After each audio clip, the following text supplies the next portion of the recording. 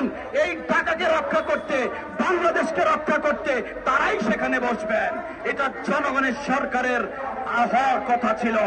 আজকে এই অন্তর্বর্তীকালীন সরকারের উদ্দেশ্যে বলছি, আপনি একজন প্রাজ্ঞ, মেধাবী, অভিজ্ঞ, বিশ্বনন্দিত নেতা ডক্টর মোহাম্মদ ইউনূস। আপনি পারবেন এই 54 বছরের যে বাংলাদেশের 54টি আন্তর্জাতিক নদীর হিস্সা আমরা আদায় করতে পারিনি, আমরা পাইনি।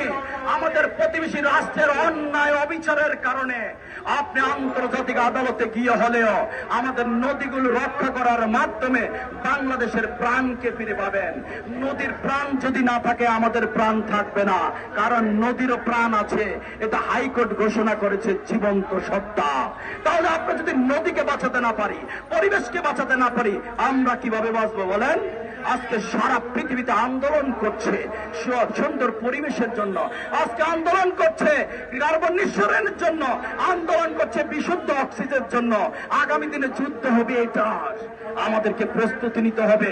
অনুরোধ করছি সরকারকে, প্রত্যেকটি কর্ম পরিকল্পনা নেওয়ার আগে প্রয়োজনে 100 বার চিন্তা করবেন, আমার রাষ্ট্রের ক্ষতি হচ্ছে কিনা, আমার জনগণের ক্ষতি হচ্ছে কিনা, আমার রাষ্ট্র ভুলুণ্ঠিত হচ্ছে কিনা, আমার জমি ক্ষতিগ্রস্ত হচ্ছে কিনা। তাহলে আমরা এগিয়ে যেতে পারবো। এ ধরনের মানবিক, এ ধরনের মনুষ্যত্ববোধ, এ ধরনের সুন্দর মানবিকতার মানুষকে আমরা আগামী দিনে দেখতে চাই। সকলকে ধন্যবাদ। এই তিস্তা মহাপরিকল্পনা নিয়ে আগামী দিনে প্রয়োজনে গণশুনানির আয়োজন করুন। তিস্তা পাড়ের মানুষের দুঃখ দুর্দশার কথা শুনুন, তারা কি বলতে চায়, কারণ আমাদের চেয়ে তারা অনেক বেশি ভুক্তভোগী। সেই মানুষগুলো যদি না বাঁচে, সেই তিস্তা দিয়ে কি করব? সেই মানুষগুলো যদি স্বার্থ রক্ষা না হয়, তাহলে সেই পরিকল্পনা দিয়ে বা আমরা কি করব? আগামী দিনে একটি সুন্দর, পরিচ্ছন্ন, মানবিক বাংলাদেশের জন্য আসুন একত্রে হই, একটি সুন্দর বিশ্ব তৈরি করতে আমরা একসাথে কাজ করি। সকলকে ধন্যবাদ। আসসালামু আলাইকুম। আজকে নদীগুলো বিলীন হয়ে যাচ্ছে, আজকে নদীগুলো বিলীন হয়ে যাওয়ার কারণে বাংলাদেশ ক্ষতিগ্রস্ত হচ্ছে। সারা পৃথিবী আজকে রুখে দাঁড়িয়েছে এই পরিবেশ রক্ষা আন্দোলন করার জন্য। আমাদের উন্নয়ন করতে হবে, বাট রাষ্ট্র ধ্বংস করে এই উন্নয়নকে আমরা সমর্থন করি না, এই উন্নয়ন আমরা চাই না। আজকে দেখেন সেই নীলফামারীর তিস্তা নদী, আজকে সেই কুলাই নদী সম্পূর্ণ বিলীন হয়ে যাচ্ছে, ধ্বংস হয়ে যাচ্ছে। আজকে জেলা প্রশাসকরা বলছেন নদী রক্ষা তো দূরের কথা, নদী ধ্বংস হয়ে যাচ্ছে। আমি ডিসিদের কাছ থেকে এ ধরনের বক্তব্য শুনতে চাই না। রাষ্ট্রের ক্ষমতা দখল করে আপনাদের কাজ শুধু ডিসি বসে থাকা নয়, রাষ্ট্রের সম্পদ বাঁচাতে হবে। হাইকোর্ট ঘোষণা করেছে নদী হচ্ছে জীবন্ত সত্তা। ডিসিদের কাজ কি? এই অবৈধ দখলকৃত নদীগুলোকে রক্ষা করাই আপনাদের অন্যতম কাজ। আজকে তো কোন জনগণের বা নির্বাচিত সরকার নেই।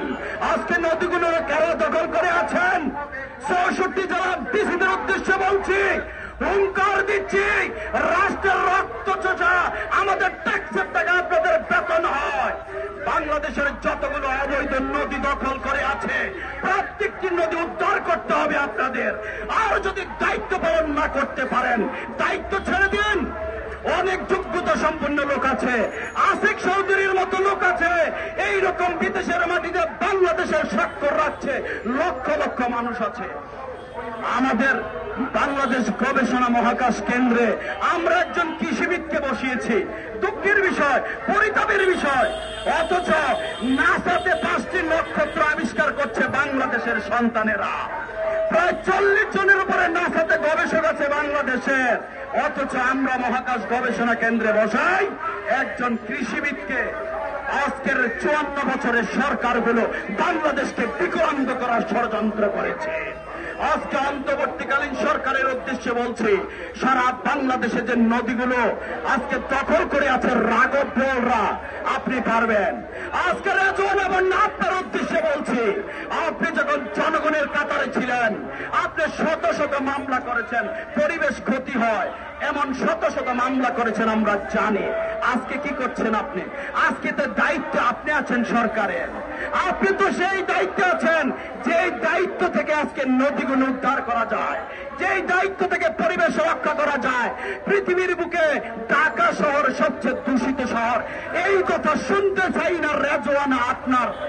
আপনি যখন ক্ষমতায় এখন আছেন, এই সংবাদ, এই শিরোনাম আর বাংলার মানুষ দেখতে চায় না।